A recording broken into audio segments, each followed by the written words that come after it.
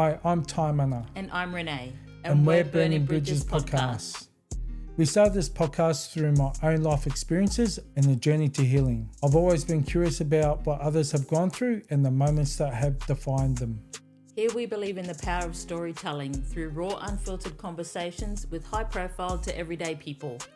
Like, follow, subscribe. And turn your notifications on. Let's get into this episode.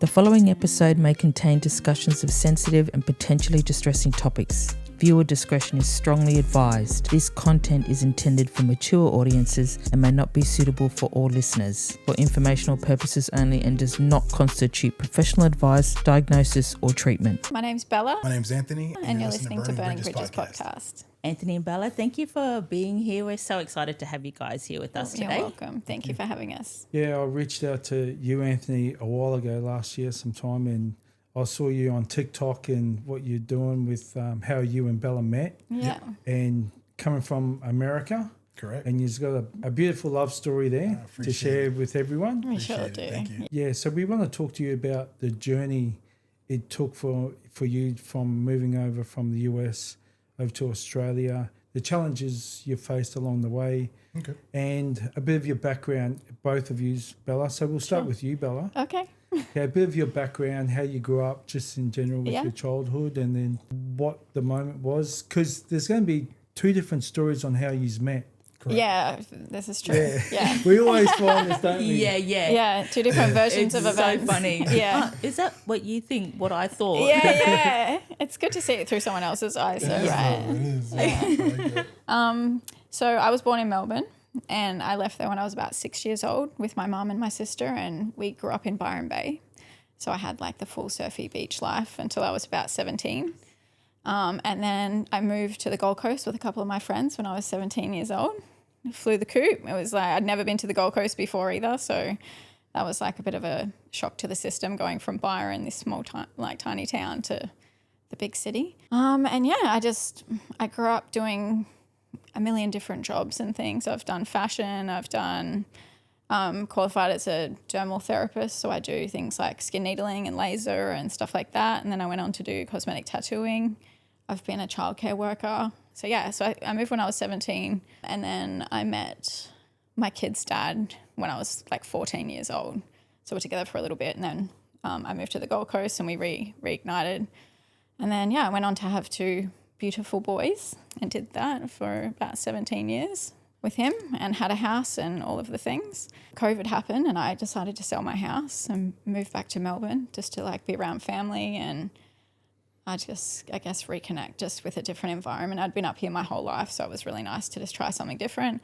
However, I was there for 2 weeks and COVID struck and it was pretty devastating. So yeah, I had to homeschool the kids, and yeah, it was just really tough, you know. I don't know if you guys know much about what happened in Melbourne, but it was like a pretty tough time. So yeah, I did that, and then I just was desperate to get home because I was like, Queensland was just thriving, right? Everyone was just still out and doing their thing, and so yeah, I just packed my stuff back up and moved all the way back to Queensland. I had to do the whole quarantine with two kids for 2 weeks in a high-rise building with no windows. It was pretty grim. And then yeah, I just reset my life back up here, and I owned a salon, like a spa. I did facials and things like that. And then I moved back into childcare for a little while, and yeah, that's when I met Anthony. I'd been on my own for probably like 5 years at this point, and I wasn't really like looking for a relationship of any sort. I was just happy doing my thing and focusing on my kids and working really hard. And then I was on social media, and next minute this very handsome man came into my live that I was on, and yeah, he just was asking me actual questions about myself and about Australia, and saying how much he loved Australia. They call him the black crocodile hunter at home. That's cool. Yeah, because he loves reptiles and stuff like that, and he loves Steve Irwin, and you know, there was other guys in there saying sleazy, just shallow things, and I'm just not really about that, you know. So it really stood out to me that he was just being a gentleman and asking nice things, and yeah, that was it. We kind of just went about our life, and then next minute He's a way better storyteller than I am, by the way. But Hey, do not put that pressure on me. Oh, that's a he's a way better storyteller than I am. But yeah, I can't remember the small details apart from I think then I had noted in my head who he was. And so I saw his live came up. I think it was like a week later or something. So I jumped in and I was just like watching him, just like, who's this guy? I didn't stay for long. I don't even think I said anything, and I just popped out, and he must have saw that my name had came up, and he messaged me straight after the live, and he was like, hey, next time you come in, don't be shy, like say hi, what's up or whatever. And then I said, yes, sir, no problem, I can do that. And then that was really it. I just kept popping in on his lives, and then after, I think it was probably like a week or two, he's like, oh, can we have a chat, like a phone conversation? And like, I was like, I am not falling in love with someone overseas. I was not into gym bros just because of my past. I was like, oh my God, everything that was presenting itself was like a repeat of like what I'd just been through. And I was like, no. But we had like a 45-minute phone conversation and like a video chat, and it was just beautiful. It was just, we just connected straight away. And then from there, we talked every single day, every single night. We'd say goodnight, and we literally were just inseparable. And I don't think we really had a choice. I think it was just something that was supposed to happen. And what year was this? So this was back in, we're 26, so 23. Yeah, it was 2000. It was March 14th, 2023. Yeah. Even though the particular date to you were good. Yeah. Yeah, we went back. We went back a few times to like try to figure out when I first messaged her. Yeah. And yeah, that was it. So yeah, but it just kind of we were just friends for a bit. Yeah. Even though we really liked each other, he'd just come out of, well, he can tell the story, but he'd come out of something pretty toxic. So he wasn't really ready to be doing anything as such. Mm-hmm. And then I think it was like a month later, we're like, yeah, we really like each other, and made it official. And then, we decided to wait 6 months just to like make sure everything was everything. And he planned a trip to come over to Australia in September of that year. And we spent 3 weeks together. Yeah. A little over 3 weeks, yeah. About 3 weeks together. It's good. So when you say on lives, do you mean TikTok lives? Yeah, TikTok live. So he was doing it way more than I was. Okay. I would just jump on. I'm not like huge on social media. Like I'll post random things, and I used to go on live every now and then, but I was kind of just, because I was a single parent, I was at home a lot, and I was like, it's a good way for me to like connect with people. I owned a salon, so I worked a lot, so I only really connected with the people that I was treating. So it was just another way for me to like be social, I guess, at the time. So yeah. And then the rest is history, but he can explain that because he's good. That's fine.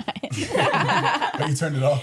No, I accidentally turned it off. I wasn't supposed to. Sorry, that's my bad. Okay, we're right. Okay, yep, we're right now. He's like... Losing the groove.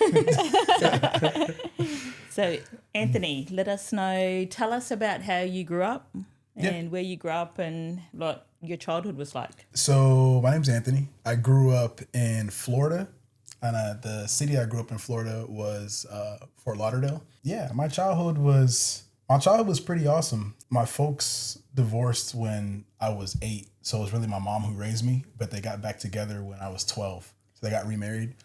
But yeah, man, my childhood was awesome. I grew up in church. I was really big in church.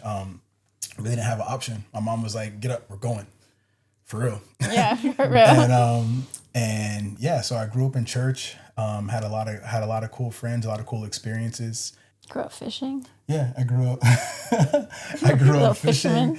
One of the guys from church, he's the one who actually got me into fishing and got me into all the reptiles and stuff like that. So that's when I turned into like the crocodile hunter.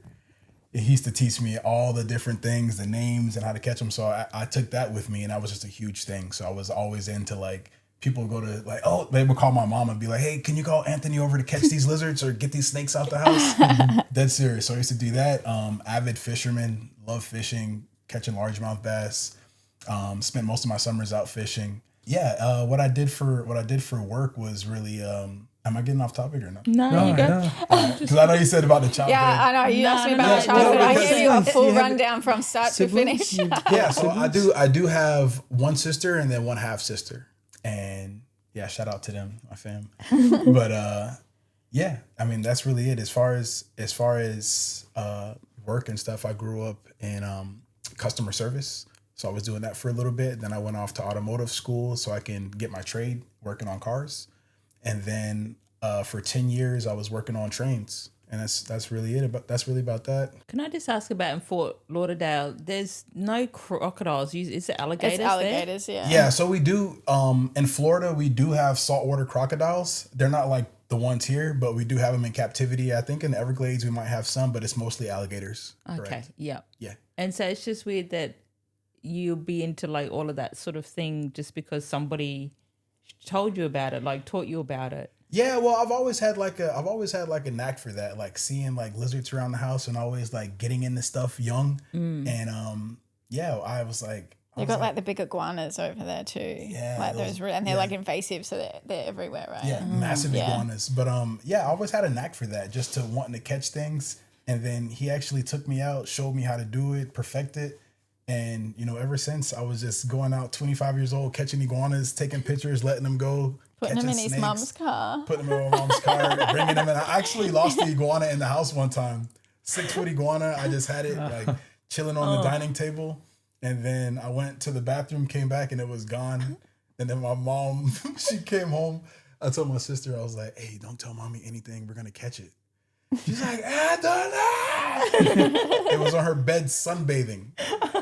Bro, I got toe up after that. But yeah, that's really it. Have you been to the Australian Zoo? Surely you've been Yeah, there. she Yeah. took me. Yeah. We went. And he was when catching the water bearded dragons. water dragons and stuff. The first thing I came in, because I've never seen him in real life. We don't have them there like that. Yeah. Unless they're in captivity, but you can't catch them in captivity. Yeah. So I told her, I was like, hey, when I get here, the first water dragon I see, I'm catching it. Yeah. And And I he saw him, did. And the second we walked into the park, I was like, oh, there it go. He got it that serious. fast too. And he's holding it up. He's like, take a picture, take a picture. That fat. We walked into the park. I'm like, hey, there's one right there. Yeah. She's like, where? Bro, got him. She was like, no way. And people are just looking at him like, what the hell? But yeah, that's it. Yeah, because that's right in our back door here. Yeah. So like just up the road from where Yeah, we are you're here. in a good spot. It's, Yeah. it's nice, man. I would say it's a lot better than our zoos back home. Yeah. Like there's a lot of pride taken into it as far as like the It's like natural kind of habitat, right? the habitat Yeah. and just I guess like the integrity of the animals too. Yeah. They look happy. Yeah. I'm not saying When you nothing about got- the when you Florida got zoos, someone but coming I'm up just saying like, Well, hey, this is true because I went to was it the Everglade? no, it was similar to the Everglades, but I went took to her a zoo two over there, zoos. and I was shocked. It's- The Yeah. the habitats that they were in were less than desirable and small, and the animals looked a little stressed. And I think we do take heaps of pride. It's such a good perspective, honestly, going there and just seeing even just like the litter. Like we don't. I mean, people litter here and stuff like that, but for the most part, like our country is just so clean and so well kept. Yeah. Yeah. That was one of the first things I said. I was like, I don't see no trash on the road. When I first came here, when I first came to visit her, I was like, man, it's so clean Yeah, here. we look after This the is like place. so weird in a way because we're getting the American, terminologies. Yeah. Yeah. Trash. Oh, rubbish. Yeah. Oh, we yeah, right? Rubbish. We crack up all the time about or he'll be like, what is that? Like I'll say something and he's like, what is that? What are you talking about? And then Not I'll tell him anymore. and he's When I like, first- I'm done with you guys. when I first came here, like when I first got here after my travel visa was expired and I was able to get a job, I went to go get my forklift ticket, and as I'm in class, they're calling everybody's name, and then he's like explaining to us how the class is gonna go, and I was like, all right, I'm listening. He was like, all right, and at this time we're gonna go take smoko, and then da da da da, and I was like, What's smoko? I'm looking and I'm like smoko. I was like a smoke break, and in my head I'm like a smoke break, and I was like, you know what? I'm new here. If I don't know, I'm gonna ask. I don't care if they laugh or whatever. So I was like, he was like, Tony. And I was like, hey, just a quick question. What's a smoko? And then everybody just started cracking up. He's like, oh, it's a 15-minute break, mate. And I was like, all right, cool, smoko. Right? But there's definitely a bunch of terminology and stuff that she says where I'm like, what's that? oh, that means this. I'm like, see y'all playing. Yeah, playing. there's a lot. Yeah. But, It made me learn a lot about Australia as well, like how practical we are with just so many things. yeah. It's like it's almost like we have a lazy talk. People say We do, but we're Everything very is like cut in half. yeah, Yeah. Like and we're very literal, aren't we? Yeah, we were looking at like, because just the way my brain works, it's like kind of like a compare and contrast. So like if I say the sidewalk, like, oh, let's just walk on the sidewalk, and then Australians say footpath. And I was like, well, I mean, it makes sense because it's a path you're walking. I mean, I understand that. And then like there were so many, I can't think any right now, but just like that one in specific, I was like, Australians are very literal. Like whatever. What's another one?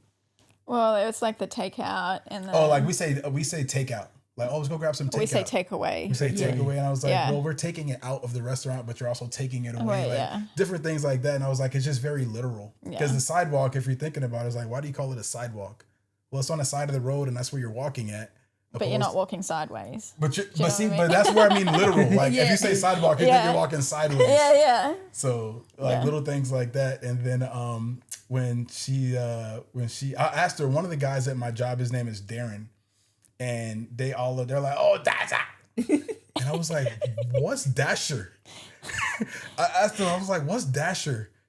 And I was like, where'd you get Dasher from? He's like, I don't know, that's what they just call me.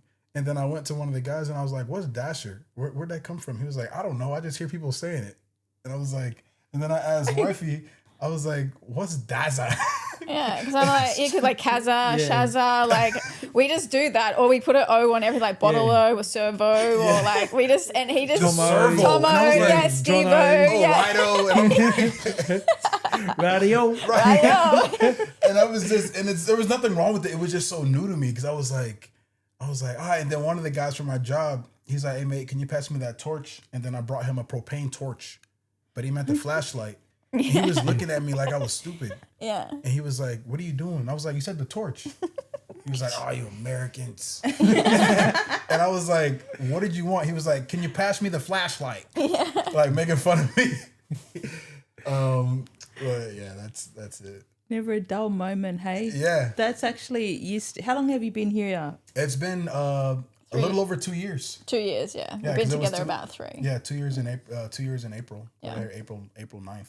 And you It's still not that long. Yeah, no. No, it's pretty fresh. But you know what's so actually funny is that now, especially recently, I've noticed him saying like some things in like an Australian accent-ish. Like there's a little twang, but then I find myself sometimes saying things with a little bit of an American. Yeah. And I don't realize I'm saying it, but someone was like, that sounded really American. And I was like, oh my God, I don't know. I hang out with him every other second that I'm not at work. So I don't doubt that. Yeah. It's pretty funny. We're rubbing off. So why did you start going on TikTok lives? Is there something that you're doing at home for work or just? That's actually a really good question. So before, I never even wanted to do TikTok. I was like more or less forced. One of my friends that kept saying, like, you need to do TikTok. You'll do really good. I was like, I thought TikTok was for like 15-year-old girls. Yeah, This but is dance before and like stuff. this is before like it like turned into this massive thing. And I was like, man, TikTok's not. I'm cool, man. And then I just kept saying it. Oh, TikTok. I was like, all right, make me a TikTok or show me how to make a TikTok. So I finally did it. And then I didn't know what to post. So I was like trying to find I was trying to be funny, but I wasn't funny. And I was trying to do fitness stuff, but I wasn't catching. And then I was just doing other things. And then I found what worked. And then, yeah, I followed a bunch of other content creators that had really big followings. And I was like, hey, how do you get your following so big? And they said the key was to go live as much as you can.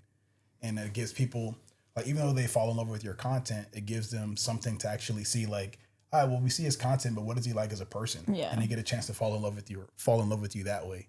So once they said that, I was like, all right, well, I'm gonna just go live. I don't care how awkward it is. And then I went live for the first time, and it was on for like 30 seconds. And I'm on there with one of my homegirls from work, my homegirl Willie. And I was like, are we live? I'm like, is this on? Awkward. Like, we know. Yeah. And then everybody's like, yeah, we can see you. I'm like, oh, we're live. I was like, yo, we're live. Yeah. Like, we can hear you too. I was like, oh, we're live. And so my thing was, I just wanted to get my numbers up, right? Like I felt like if I got, enough followers, then like Gymshark or these other fitness brands, they'd be able to pick me up and be like, hey, this guy has a great physique or, whatever. So I was just like, I want to get as many followers as I can so that these fitness companies can, reach out to me. And then it just went on from there. And that's really what started making me go live. And then I was battling on there. I was battling on there as well, like battling other people. You can like gift you and whoever has the most points. Yeah. So I was doing that for a little bit. And that's really why I was going live, getting my following up and it's just a whole connecting. world, hey, TikTok live. It is, that yeah. whole, because we're not really social media people, and we only just joined TikTok just recently. Anyway, you done a battle. Yeah, it's a battle. And we're like, and so I had no idea. this one's like, and we're online. This one's like, what is that? A donut? Like, because you know how they give Yeah, they do. gift you. Yeah, and and it we're comes like, up. and baby, and I'm like, I don't know, like, don't ask me. And it was just a whole thing. We're just here. We haven't done it again, have we? No. No. It is That was such just, a yeah. weird concept because like Yeah. people, there'll be like 700 people in there. Like if it's going well, right? Yeah. We've had a few like really good ones, and you're just thinking to yourself, right? I'm just sitting here and imagining like 700 people just like watching you. It's you. weird. It's kind of weird, really. Like it took me ages to even like. Even still, like if I was to go live, it just is so awkward for me because I'm like, I don't know, like It was awkward for me a little bit, but I like talking shit. I could just kick this shit. So like if you just like talking, Really? No. yeah, for real. Yeah. But you do it at work too. So yeah. was So like, I was doing it while I was working at my last job. So I was just Like, on live, actually. just literally I was doing it on the clock. Yeah. But I was just doing her, just talking shit, and we would after I stopped battling. And then I kind of did like relationship content, like the difference between, or like, why do women do this? Why do men oh do yeah, this? that was really popular though. That Yeah, got a it lot worked of really people good talking. because it triggers some people, and then it's like food for thought for other people. So it's really engaging. So Yeah. like their relationship thing worked really well. So tell us about your first experience meeting Bella online. Okay.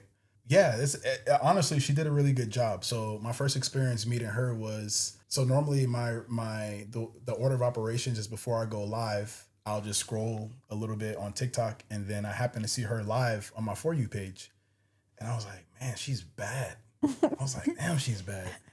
And I just kind of watched out because, for lives, you have like two options. You can watch from the outside and it doesn't show that you're watching the live, or you can tap the screen and then go into the live. So I was watching on the outside like a weirdo for a little bit. Stalker. Like a proper stalker. I was like, man, let me see if she's just, if she's one of these type of girls or if she actually got some substance. And then, she was holding pretty decent conversation. So I was like, man, let me just see. So I got in, I went ahead, tapped in, and then I'm just reading all these like weird comments that these guys are writing. Yeah. And I was like, oh, I got them beat because I'm gonna just bring some substance. Yeah. So I was like, hey, how you doing? My name's Anthony. I was like, hey, I want to come to Australia. Where should I go? And then she happens to look up. She's like, oh, hey, Hunter. Oh, well, what part of Australia? And I was like, oh, got him. I was like, I got him beat. And then she was like, oh, what part of Australia? I was like, I don't know. Like, well, where's a good part to go? Where are you located?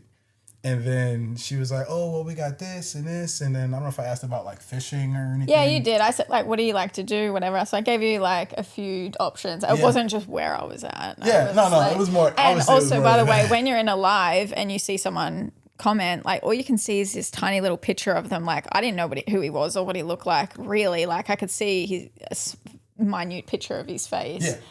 But you don't really know who you're talking to unless 100%. You like tap out and try and like look at their profile or whatever. So yeah.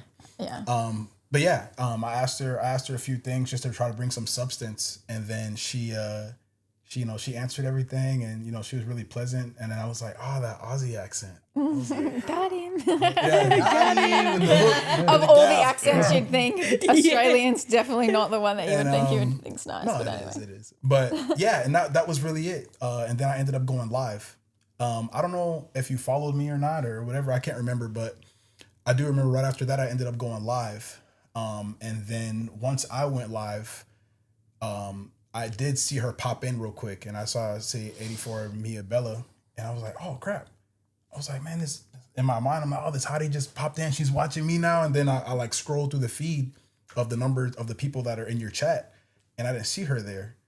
So then I was like, all right, well, I'm already live. And when I got off live, I just messaged her and I was like, hey man, next time you pop in, make sure you say what's up. Yeah. Don't be shy. And then she messaged me back. And then literally after that, the next live, she was in the whole time.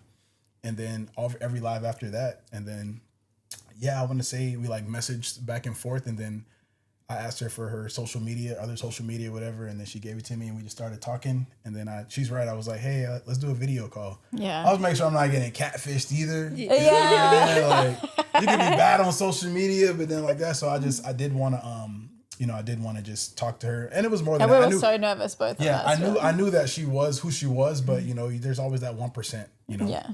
I don't know if y'all ever been catfished before, but I have. So and but anyways, we ended up doing that, and I was so nervous, man. I called her, and then it was like I felt like I was constantly telling myself like, Anthony, slow down. Oh yeah, like because I felt like I was like, hey Bella, how you doing? My name's Anthony. How's your day? I felt like that's how, and I was like, dude, slow down. Yeah. And I was actually talking like, hey, how's you doing? How's your day going? X, Y, Z. But I just felt like, because I was so nervous, and I was like, she's even hotter on the camera. And I was so nervous. But we talked for about an hour. Yeah, I was equally as nervous, and I'm like a little bit socially awkward like that. So I was just like, and I had my dress, and I was like spinning it like this, but trying to like keep my composure, like, yeah, everything's cool, like I'm chill. I was not at all. I was so nervous. But it kind of happened effortlessly. Hey? Yeah, like, it was. I think after like the first, like 15 minutes, it was just like, I knew her for the whole time. Yeah. And that was because let's talk about meeting online and the fears that you have. Obviously, catfish, right? Obviously, you hear these things, these stories.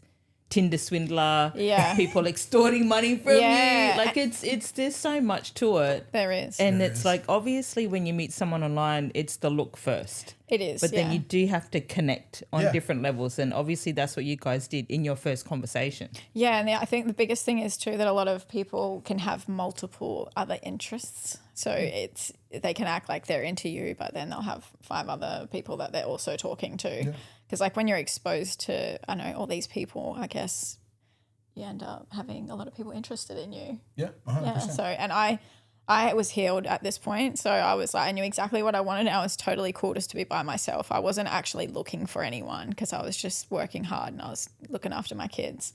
And so I was being very picky, but something about him just really was so reassuring straight away. I was like, you very transparent, even just like he was single, right? But the way he was like conducting himself and like talking to other women and just people in general, like it wasn't like he was there for attention. He was just chopping it up, and I really could appreciate that. But you talking about on the lives when I was talking? Yeah, it just made me, I could understand who you were a bit better, but you definitely have to be careful because it can go down a whole rabbit hole and you hear it all the time. And, we would go live on our couples page and we'd have other women, mainly women, right? A couple of men, but mainly women come in saying, hey, I've been talking to this guy for the last 12 months. We've had like 2 video calls and what do you think about that? Like, is that like legitimate? And the amount of people that were getting taken for a ride was just crazy. It was and like they were like sending us inbox messages like, hey, this is going on. Like, can you give us some advice? And like we are, what do you call it? Like the anomaly? The anomaly as far as like being able to me moving from the U.S. to coming into Australia. But just everything, prior to that, being able to do long distance for that long and then take the leap to come visit and then take the leap to come move. Yeah. And it's just, people can't make it work in the same state or the same city. Yeah. Right. And we made it happen internationally. So I more or less tell her, I'm like, we're the anomaly. It doesn't happen. Yeah. It doesn't happen like this for a lot of people. And for it to connect on all the levels, not just like, you can have a really good emotional connection with someone, but then like, the physical connection and that your lifestyles actually meet up. And I guess people can say what you want to hear sometimes. We found just with what we've been on TikTok, a lot of fakeness there. Oh, hugely. So who they portray themselves to be, they're definitely not that person 100%. in real life. Yeah. Like the lies and the bullshit that they put out there to portray them to be this type of person. Yeah. It's so not them. It's not. Yeah. They just know what people want to hear. So they play into that. And I think too it's timing because I like what you said, how you waited like 6 months, you visited first. Yeah. I think a lot of people just kind of jump in and they take everything for face value, but you really need to allow time. Yeah. I think the biggest thing for us too was we after we first met, we kind of got all of these questions off these sites on TikTok. So they post like questions for couples and stuff like that. So every day we'd send multiple to each other. And then we would video the messages back to each other of the answers that we had to these questions. So we were talking about like really deep stuff, like super deep stuff, like life goals and, you know, our experiences and things like that. So that gave us like a huge understanding of like, I guess, who we were to each other and made sure we aligned, I guess, because that definitely helped us a lot. And we've told other people to try and, you know, do the same thing because it's harder to be got if you know more about somebody, right? Yes, yes and no. She's saying 100% right. And we did have a lot of people messaging us about like international relationships or long distance relationships. And I was so surprised because for me, I feel like I would know. I'm like, hey, I'm trying to see you in the next few months, right? I like, at least for me, if they're like, oh no, you know, we gotta wait. Let's wait a year. Bro, why am I waiting a year to come see you? Yeah. Like, how come you only calling me once every 3 months? Yeah, at like, the same time every day. It's because they got a whole family. And probably. then you're asking me to send you money, and it's like, bro, y'all not. And I mean, at the end of the day, everybody's looking for love, right? Some people are looking for it really hard, and some people are more cautious about it. But like, I would definitely say, like you said, it is time. Like, you do need time, but you also need to use your brain as well, because like, I think sometimes people will just be so like just looking for love that you'll ignore everything else. Yeah. Oh, they said they love me, so yeah, you miss all the other red flags. yeah. Love bomb. Oh, Amen man. to that. Yeah. Oh, there's 20 red flags, but there's one green. That's cool. They're all green. There's one red flag. If there's one red flag, you need to be like, You can't ignore that. and I think too, having those deep conversations, because when you're at a point in your life, especially you've gone through things, you know, ex-partners and stuff, those are the conversations you need to have. If you really are serious about somebody, you need to have those deep conversations because values need to align. They do. And like at this point, we've had like a whole life. Well, not a whole life, but a whole life really. I've experienced a lot of things that you would in life. Yeah. And so you need to make sure that those things are aligned, or no one's perfect, right? Like everyone has baggage or things, but You know, conversation that you want to avoid is a conversation you need to have. 1,000%. Exactly. Yeah, and we done that. We spoke about our goals, educating and teaching each other about this is how I do it. How do you do it? Yeah. You know, and then you take the best option on that. Yeah, and then you end up in this direction together rather than it causing like some issues down the track for sure. But I like how you said too, like if somebody really wants to be with you, they will make the effort. They will see you. They will. Yeah, like they won't wait a year or whatever. It's just like, hey, what are you doing in 2 months? Yeah, like why? I couldn't wait. Because initially I wanted to come see you in 3 months, but we said we were going to wait. Well, because I have children and I'm a full-time mom. Obviously, like I trusted who he was. I wasn't scared that he was some scary dude or anything. But I also wanted to have this experience on my own because I don't just like bring people around my kids, you know, unless I know who you are, sort of thing. So it was a mixture of both. I wanted to make sure that I had time with him so we could properly experience time together. And plus, he's coming a long way. Like he deserves my undivided time. So I knew at that point, that 6 month mark, my kids would have been on holidays with their dad, and then I knew they were going to return after we'd been together for some time, like a couple of weeks, and then he was going to be able to spend some time with my kids. So I made sure I checked both boxes, so make sure they got along and that they were okay having him in the house and around and things like that. So, I mean, it went amazingly well. So we were very blessed. But it was. You're 100% right. The waiting forever, man. Like, oh, I just want to. Like, if you care about this person, I understand waiting a little bit and stuff like that, but. I got some personal messages where people were like, oh, I haven't talked to them. I haven't seen them in 3 weeks. But you're in a long distance. You haven't talked to them. And that's all you've got is a phone call.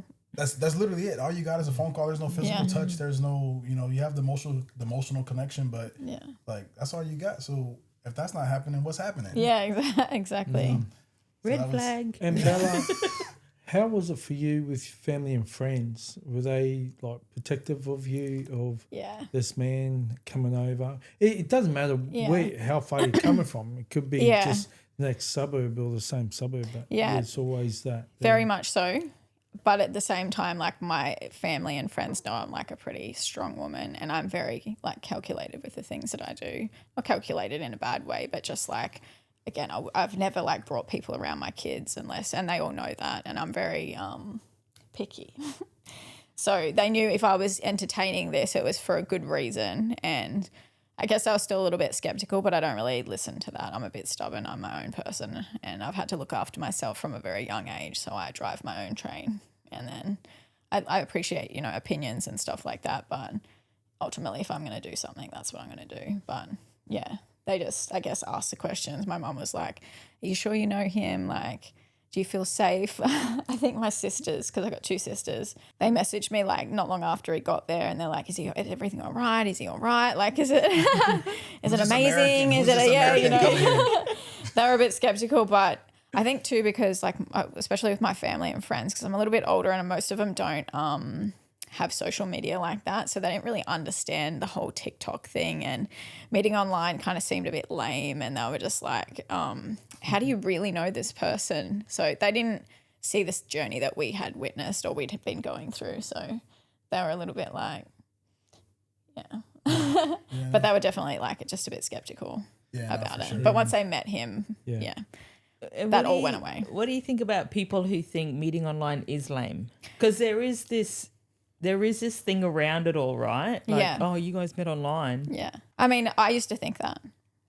But this is when social media first started, and it used to be like Instagram, you know, you'd get picked up on Instagram or whatever, and I went down that path. So I was guilty of that, but I thought it was kind of lame. I guess with Instagram too, it's like face value, because you like mostly everything's a post or it's a video, but not a lot of it's talking, or you don't really get to know someone's personality. So it's a little bit different. TikTok, you can like really share a lot about yourself and actually be seen as who you are, rather than, I mean, there are a lot of fake people that can make sure they do the other thing, but I think it's a new way of meeting people. And honestly, my opinion's always been like, your person might not just be in the town next door or in the same state. Like, you're really like shrinking your pool of potential to meet someone that you really connect with by saying, and now we have this amazing access to people all over the world. So I definitely don't think it's lame anymore. I think it's lame if you don't do your due diligence. I think you really need to like have your wits about you. But other than that,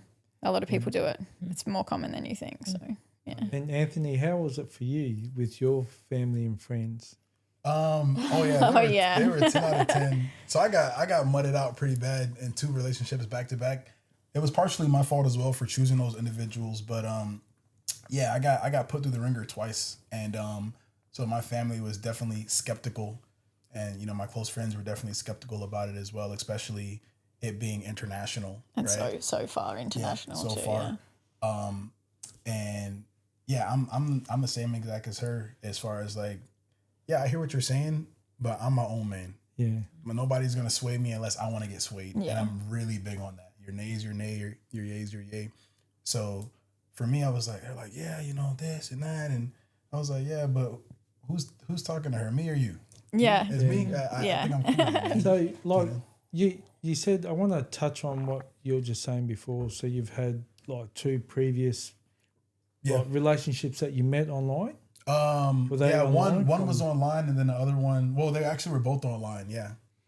And they failed for whatever reason. Are you able to like give us a bit information about that from what you learned from those experiences to keep pursuing it, which is how you met Bella? Yeah, so I think what I learned from the first one is that you can't save somebody. Like, as far as like if somebody's so broken down, it's not your job to save them, you know? And I think I was at that point in my time where I was just trying to like, you know, be Captain America or whatever, and I did that for a little bit, but in doing that, you lose yourself as well. And then in the next one, just my lack of boundaries. It was just like internally, like fuck, bro, I don't stand for that shit, but I don't want to be like, nah, because then I look weak.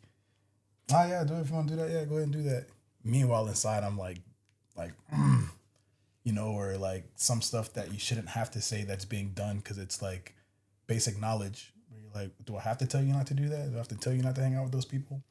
And I just didn't do like firm boundaries like I should have. And anytime it came to do that, I was just like, I'll do it the next time. And then I just slowly like builds resentment.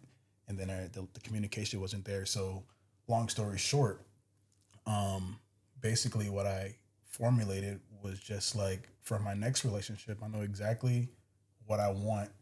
I know exactly how I'm going to go about it. And in the talking stage, and this is exactly what we did, I didn't tell her what I was looking for because I didn't know that I didn't know women. I know men do it too, but I'm into women. So I didn't know women could shapeshift. I didn't know that. I'm like, oh, I'm looking for this. I'm looking for that. What do you know? It's right there. You're exactly what I was looking for. Man, that's crazy. I didn't know it was like that because I'm genuine. So what you see is what you get. What you see with Anthony is this is exactly what you get. Absolutely. Yeah. So for me, I'm thinking naively that everybody's like that. So I just came to the realization. I was like, all right, well, I'm not going to say anything. I'm going to just watch how you move. I still like you. I'm letting you know that, hey, I'm into you, but I'm not going to be like, hey, don't do that. Don't do this. Hey, don't go partying. Don't do none of that stuff. I'm just going to watch and see what you do. And if it aligns with my life, then we can go, or I'll be like, hey, you know what? You go out too much. You know, you got too many of these kind of friends and this. Hey, you know, I just think that we're better off, you know, as friends. So that's ultimately what I did. Not ultimately, that's what I did. And I didn't tell her what I don't expect, what I do expect. She just left. Neither did I. We both did that, didn't we? We literally just, we vetted each other out that way. Yeah. And it worked out perfectly because we aligned on everything, you know. And I know you didn't ask this, but what Bella brought in the beginning before like I even knew that I wanted to be with her was just a crazy amount of peace. Going from like crazy chaos, like those dopamine hits in a toxic relationship where you're like, oh, it's good. And then it's bad for 3 months. You're like, oh, it's good.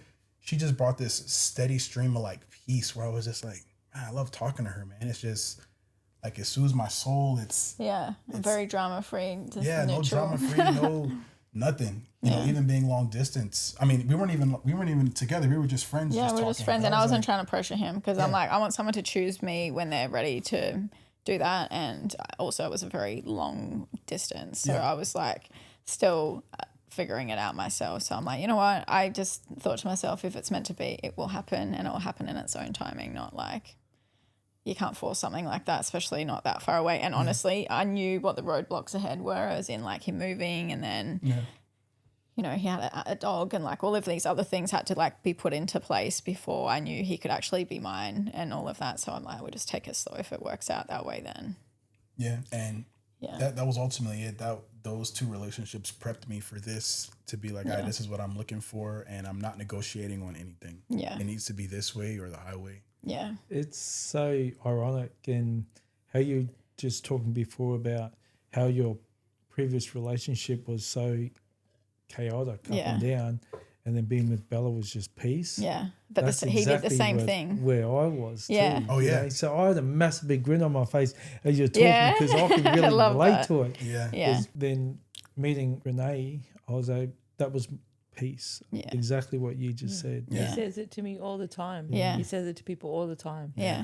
You calm me. I used to always say, you calm me. Yeah. But it's a beautiful the same thing happened to me. So I had a relationship between my kid's dad and then meeting Anthony, and it was not long distance to start with, but then COVID meant he had to go back to New Zealand. So then it had to be long distance, and it was toxic, just like he was saying. It was very up, down, and that's why I chose to just be by myself, because I was like, you know what, the next time round, I don't want to have to keep having, I'm like a one-person woman. I don't need to, you know, I know what I want, and unfortunately I got stuck in a situation that I didn't want to be in. So I thought next time round, I'm either going to just be by myself because I'm cool by myself, or I'll wait for the right person that I know is not going to be causing me nervous breakdowns.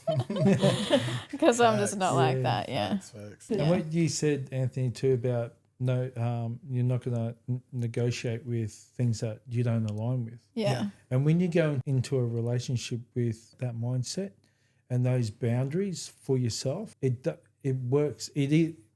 With anything, it either works or it doesn't. It's not going to work quick and sharp like, nah, I'm not dealing with that, move on. Yeah. Or you just align because you know you're not going to accept anything that you don't align with. Yeah. Because a lot of people will meet, for example, at a party, and alcohol and drinking, and then the next week they're out partying and drinking again.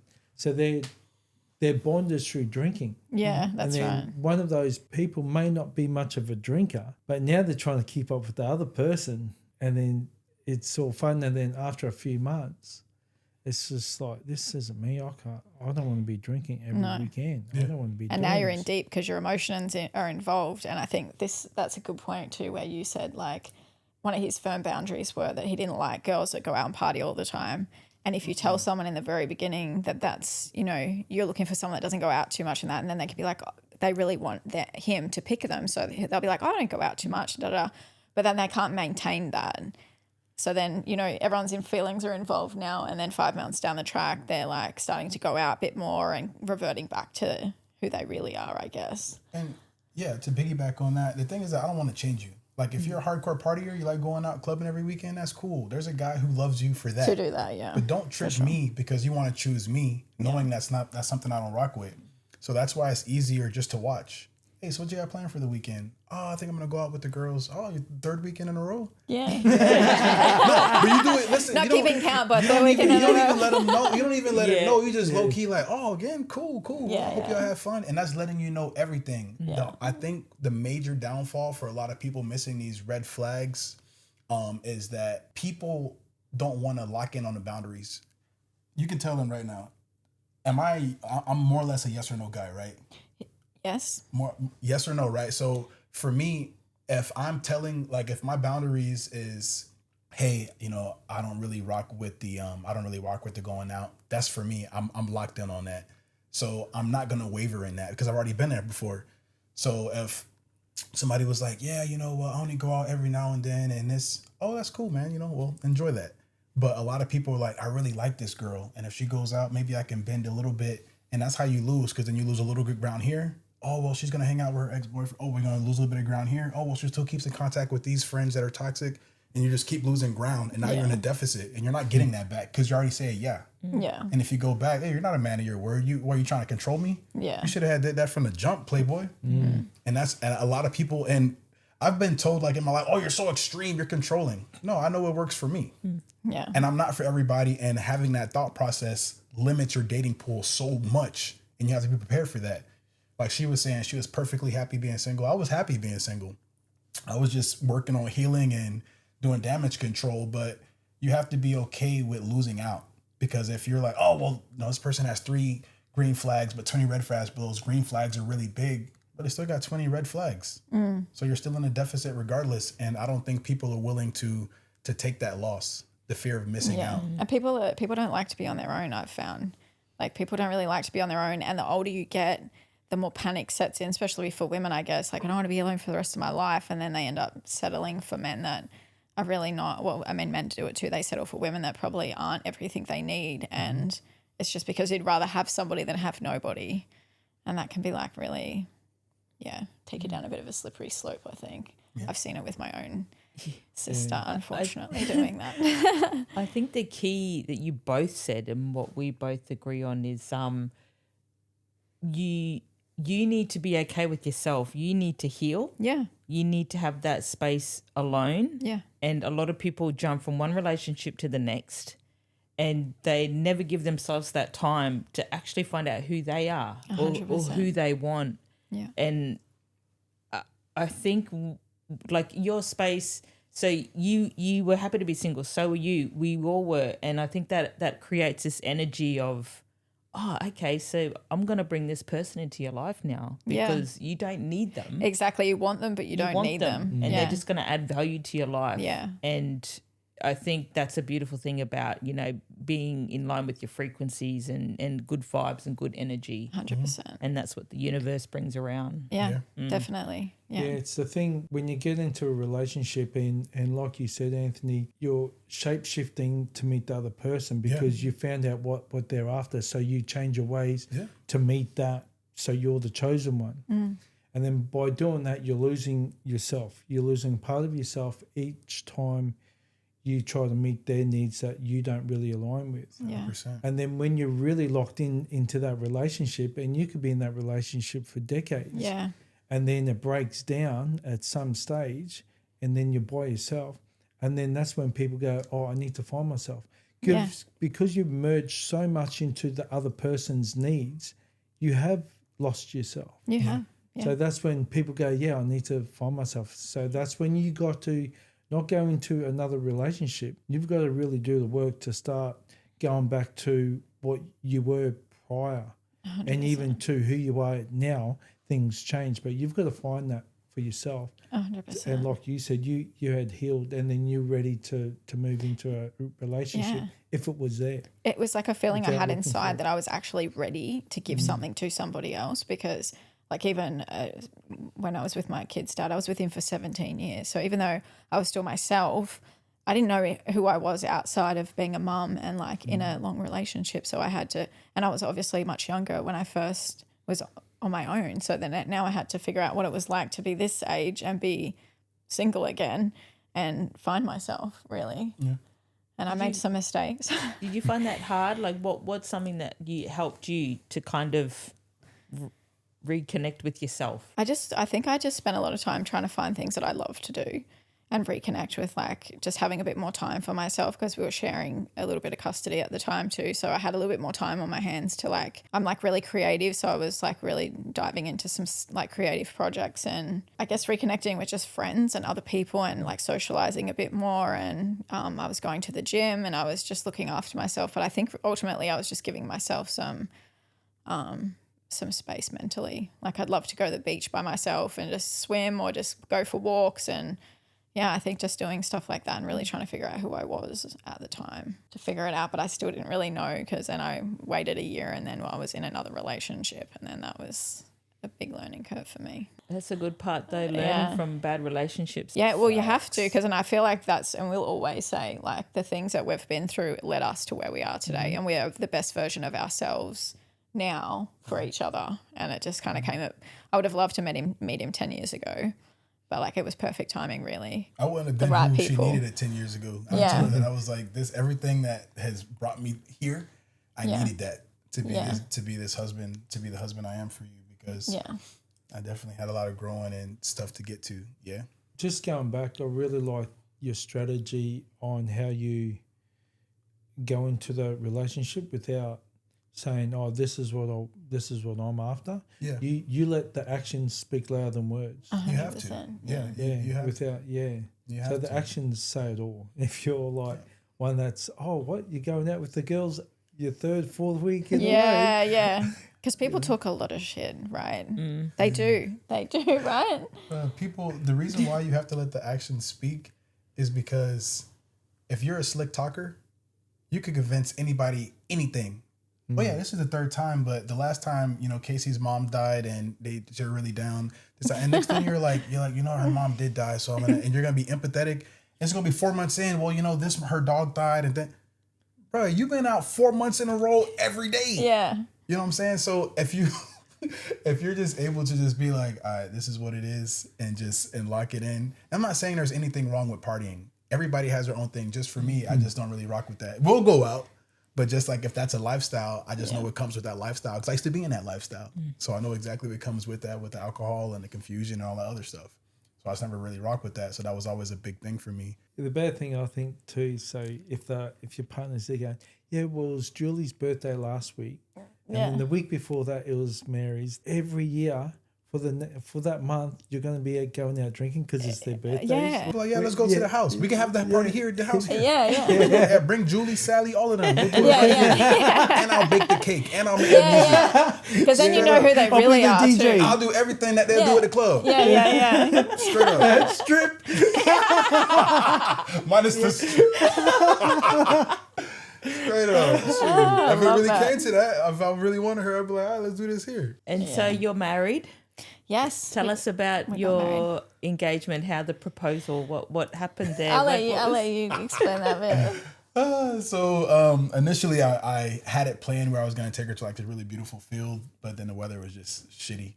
So all I did was I got off work real early one day. The rings had came in. I didn't tell her. I had hit them. And I went and I got a bunch of roses, and then I made petals from the garage. And then they stopped at from the garage to the dining table. And then it had like a little love letter I wrote there. And then from the dining table to like this, we call it the bench. Yeah. And then I had another little poem there. And then I had from the bench with pedals all the way to the living room. And then I was just waiting there in the living room with the ring. I had some music playing too. Yeah. And then, I asked her, I was like, hey, can you make me the happiest man in the world? I love you. And she said, yeah. Mm-hmm. How long did you know each other? At that point? So we got, well, we knew we were going to get married. This is the whole thing. Before he even proposed, we were already planning that we wanted to get married. And obviously because he's in a different country, we have to plan visas and stuff like that. Like we weren't going to go through all of that if we didn't think that we were eventually going to get married, right? So we knew it was on the cards to happen. Have you guys been married before? No. Okay. I was. He has, but no, I wasn't married, surprisingly. in all that time, no, I was not. But so it was was it June that we got engaged? Yeah. Yeah, so June we got engaged last year and then we got married in November. So we'd already been together for like 2 and a half, 2 years. No, it would be like, almost a year and a half, yeah. Yeah, about a year and a half. Yep. Yeah. And then we got married in November, which was really beautiful. We just had like a really intimate, small wedding. We obviously, originally we were going to go to Thailand and have this big grand wedding and have everyone fly for a destination wedding and all of that. But like logistically trying to get family from Australia to Thailand and then have his American family come to Thailand, it was going to be extremely expensive to accommodate that many people. And just we thought, it'd be nice to do that. But really a wedding is about the two people getting married, right? And I've been pretty firm on that,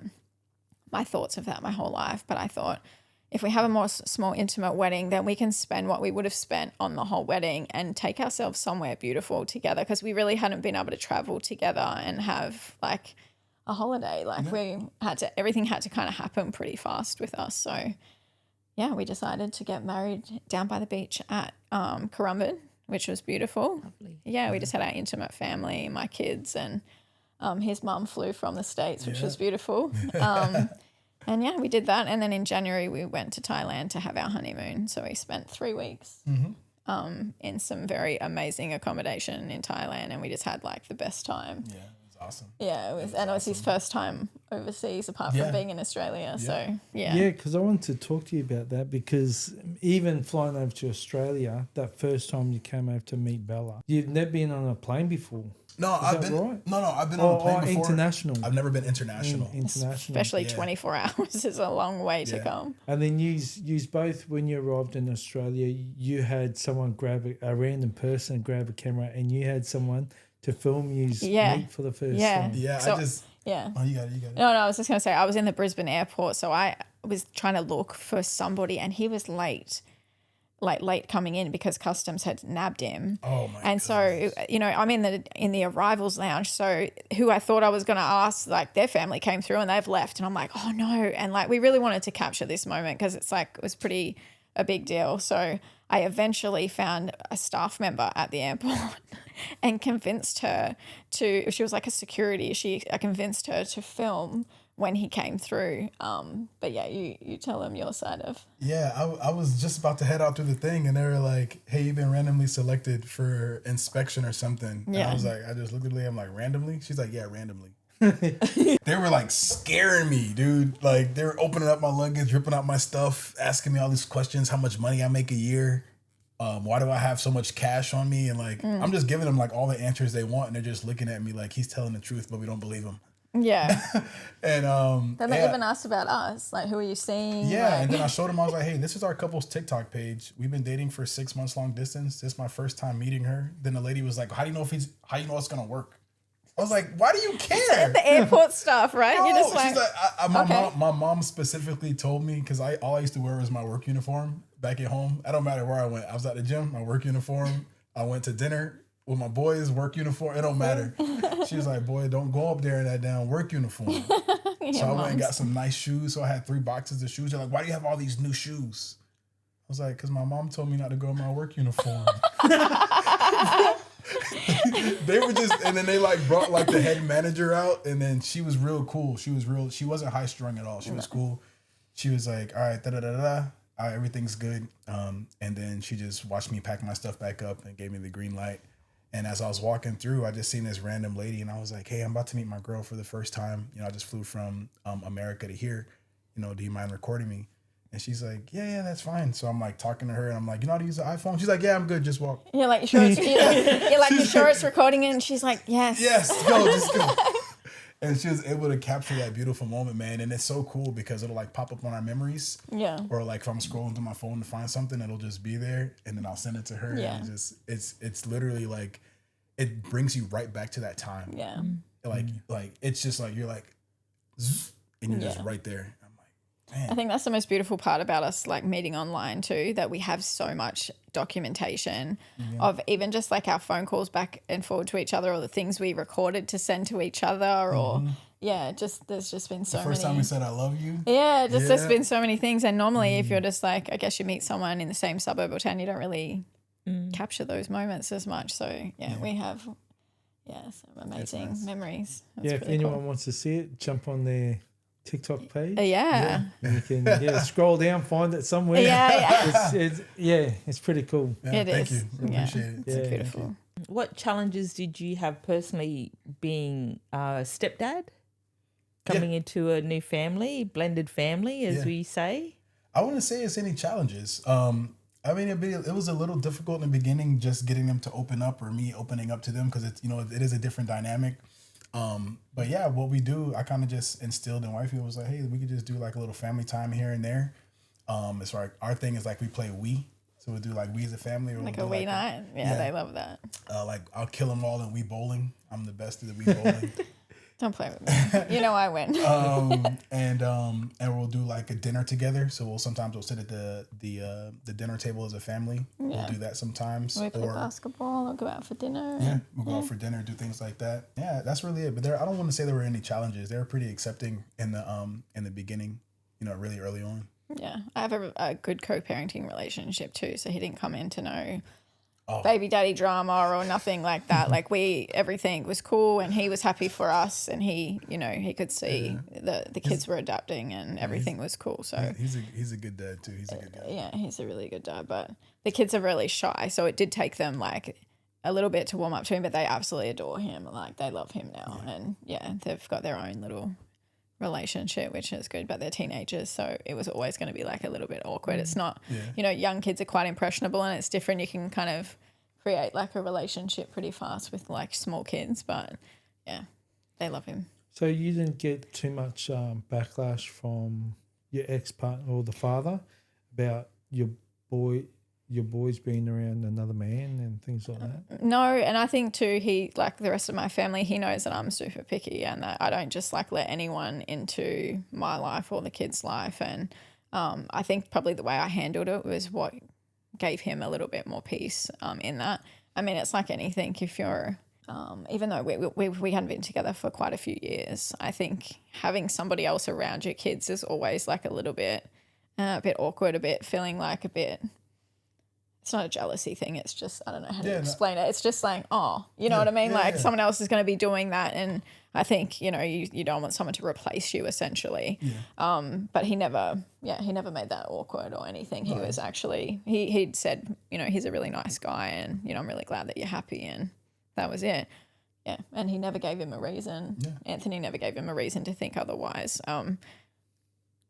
I did tell him ahead of time too that when he first came to Australia that he would be meeting them. But, I'd said, look, he'll be here for a few weeks first, and all going well. If not, then we'll change the arrangement. But that's very mature of your ex-partner to not resist it or cause any drama. Yeah. Because a lot of relationships the other partner will cause I've got both sides of the coin, so for sure. Yeah, he's I grew up with him. He was, we know each other very well, so I was happy for that, because Anthony doesn't deserve that, and he was doing everything he could to make sure everyone felt comfortable and the kids felt like at peace. And he was, he went out and met him and addressed him, and it was it was just the way you do it. Like I grew up in a household that didn't treat each other like that. So I was like, I'm not putting my kids through that same situation. That's just so, we've worked really hard to make sure that it's a really gentle co-parenting, we respect each other and there's no drama, because kids don't need that. They don't choose to grow up in that environment. So do you miss home? I do miss home every now and then, but it's not like oh, I miss home, I can't wait to go home. I'm here in Australia, I'm not going back, but I do miss my family. Yes. And do they come and visit much? I know you said your mum was here for your wedding. Yeah, we're gonna try to get her here more. I'm still trying to work on getting my dad here. Okay. Yeah, he doesn't fly. He's a work in progress, so we're gonna keep working on him. But no, my mom's only been here once in the 2 years for the wedding, but we're gonna try to get her here more. Yeah. As far as my friends, I talk to them through video chat. That's about it. That's about it. It's a long flight. It's a long flight. It's a big ask, isn't it? Really, to have people, and it's expensive. It's really not cheap. But yeah, I do miss home. The 24 hours that flight, is it? Is that what you said? Pretty much. Yeah, well, it's a split. So, you fly to San Francisco, and then you go. Where did I go? To Colorado, and then to Tampa. Yeah. So it's 3 flights, and that's a 24-hour. It's a lot. It's a really long haul. Like, I don't like to fly anyway, but that was. I hate being on a 3-hour flight. So do I. I really love this man, because that was a struggle for me. I just fall out. I'll just be on the plane. He can literally fall asleep straight up anywhere, and I mean anywhere. I just fall out, wake up 7 hours. We were on a boat fishing when he first came here. I took him on a charter because we both love to fish. Like, we're like mad fishermen. Who's the better fisherman? Anyway, depends on the day, but I love to fish. Anyway, well, we were out on a fishing charter, and it was rough seas. And I only really just met him like a few weeks, really in person, met him. So I was kind of like learning about him and stuff. And his mum had said to me, like, this man can sleep anywhere. And I was like, oh, sure, whatever. Like, and we're in this rough seas, and the boat's doing this, and I'm getting lifted like this far off my seat to the point where I'm standing up. And this man is literally sitting there with his arms crossed and his head against the thing, snoring, not moving a muscle. And I was just like... Very jealous. Very jealous of that. Another thing before we sort of give our closing questions, I just thought of it too. I did see something that you put on your TikTok ages ago, but you're talking about how great it is being in Australia, how everyone's so, welcoming. They say hi. When you go for walks, they say hi. Yeah. Compared to your home in the US. Whether that's because you're black, I don't know. Like, I think you're going on about because you're black. But they and the customer service at home is not like. Yeah. I didn't. I was just wondering. I'm like, maybe it's because I'm not from here, so you're more inclined to be like, oh, he has a different accent. Oh, hey, or he just maybe looks different. Hey, how you going? Whatever the case is. Some people did say that, because I was talking to some people at my job, and they're like, I was like, maybe it's because I'm black. They're like, no, it's not because you're black, but. Most Australians they are friendly like that. I'm not saying everybody out here is like that, but my first experience touching down, I'm like, man, y'all friendly out here. It's like in America, is it because like you're saying when you're walking around, people won't say hi or not, good morning? Yeah, not like that. It'll more or less they'll probably just give you like a keep it going, but it's not like that welcoming. And I'm not saying it's like I feel like welcome to Australia when they say that. But it's just like a genuine, like, hey, how you going? Oh, hey, it's definitely much more friendly here. Yeah. Because even when I went to the States, people aren't just inclined to just say hi to you or anything. The only difference I noticed was like within like the, like if you go to a restaurant or something over there, they are so nice, right? Yeah. Whereas here, you don't get that same customer service. But it's because they're paid differently. The tips. Yeah, you get the tips. Exactly. You're on minimum wage over there and you're living off your tips. Whereas here, you're still going to get your hourly rate regardless if you're rude or not. Yeah, you know what I mean? It was definitely that, not as friendly. And the one thing I noticed that, I was telling wifey is that like if we go to one of the malls or whatever, so, you got Woolies, you got Kohl's, you got all these things in the mall, you could just take a basket and then go you could take like if you're in Woolies, your shopping cart, you got your shopping cart, so you got your Woolies groceries, and then you can go into Kohl's, but you already have your Woolies groceries, so now you're putting groceries you haven't bought yet in the same thing where stuff is bought. And for me, Right, you automatically getting picked out back at home. Hey, what are you doing? Hey, what's that? I'm dead serious. Like so I'm watching her doing that, and I'm like, yo, what are you doing? She's like, oh no, I'm just putting. I was like, but we already paid for that, and that's not paid for. Yeah. And I'm like traumatized because I'm like, yo, security coming. Yeah. And I'm not even kidding. I finally just got used to it, like just watching stuff get stacked in, and it's okay. But I'm like, I just never wanted to give nobody a reason to say nothing to me, that's right? Yeah. So that was another thing that was like mixing the groceries. It seems small, but like that's really big, yeah. And then the other thing I was telling her, I even said in that video that you're talking about, was that walking past like white women and stuff back in the States. Like if I was one of the malls that I used to go to, I remember it would happen like twice in this mall. I was walking past this white lady and she literally these two white women, she looked at me, moved her purse over to this side and just looked at me as I was walking by. And I was like, what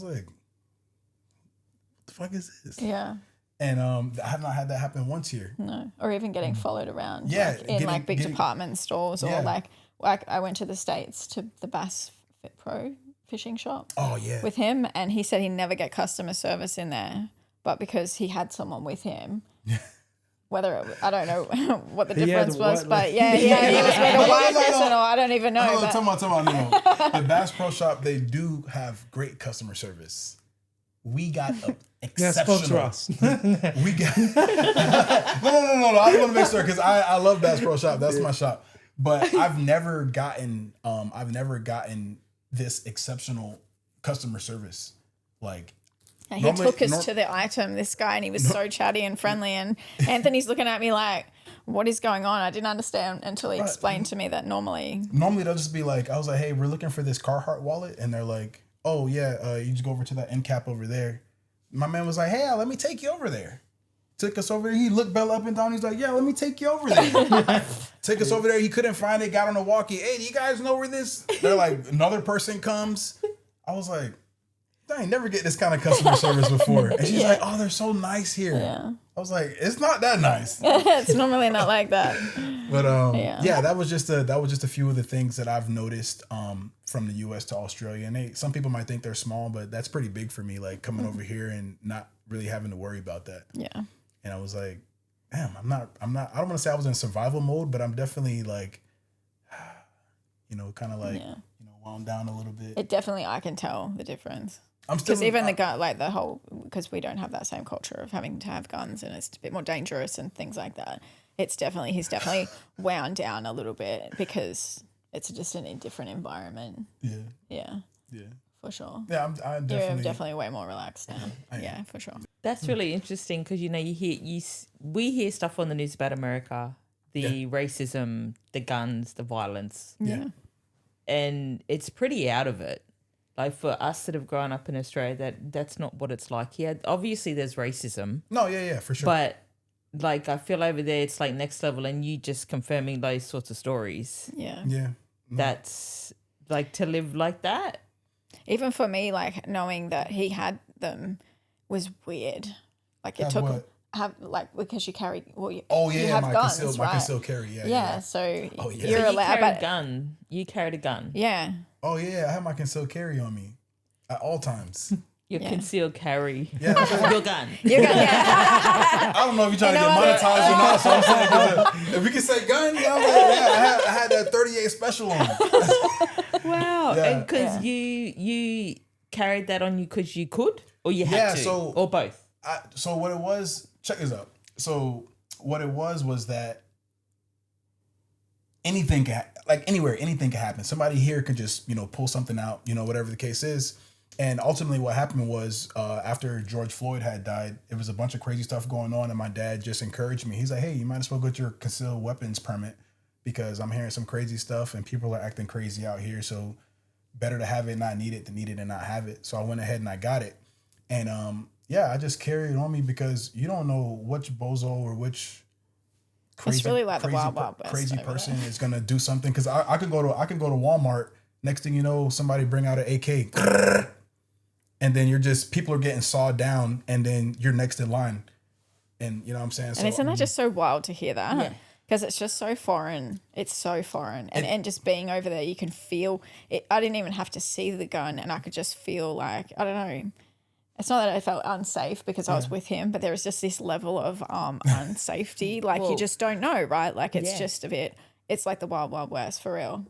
And it was weird because when I moved here, I was like, because once you have it on you, you just, you know what I'm saying? I was like you don't need to do that anymore. And he kept questioning things like, so if this happens, then what do people even do? Like, how do you even defend yourself? Like, he had so many questions as to like, how do you live in this society and not defend yourself? Like, it was just, at home, you got the castle law. This right here is your castle. If anybody comes into your castle, now they're part of your castle. Yeah. In Australia, if somebody comes into your castle, you need to ask them a million questions. Hey, how old are you? What are you doing here? What kind of weapon do you have? Yeah. Because I need to match your force. No. If you come in my house back at home, then you're part of it until they come get you. So I was asking, I was like, so what happens if somebody, and the most important part is knowing the law. So back at home, as long as you know the law and you know all the rules and regulations, you're protected. But if you don't know the rules and regulations and you do something you're not supposed to, now you could potentially lose your life because you didn't know. So she's right. I wanted to know all the laws here in case something happened, because I'm still in survival mode coming from the U.S. Okay, so what happens when somebody comes in? Not saying we live in a bad area, but like, what happens if somebody comes in? What happens in this? What happens if they don't happen to make it out? Like, what happens? And people are really empathetic towards him too, because I think he made a post about it. Someone had asked him, and so he did a post about it. And like the amount of comments from Australians saying like how sad they felt like that people were actually living in that manner was just crazy. Hey, they were just like, I can't believe that. Like, that's just, it's mind blowing. But lucky we don't have to deal with that. You know what I mean? We're blessed in that way. You're in Australia now, mate. Oh, I'm chilling. I'm chilling. Everybody's cool. I haven't had any issues being here. Everybody's been really nice. Yeah. That's it. Yeah. We just call the police here. Yeah. No, you call the police back at home too.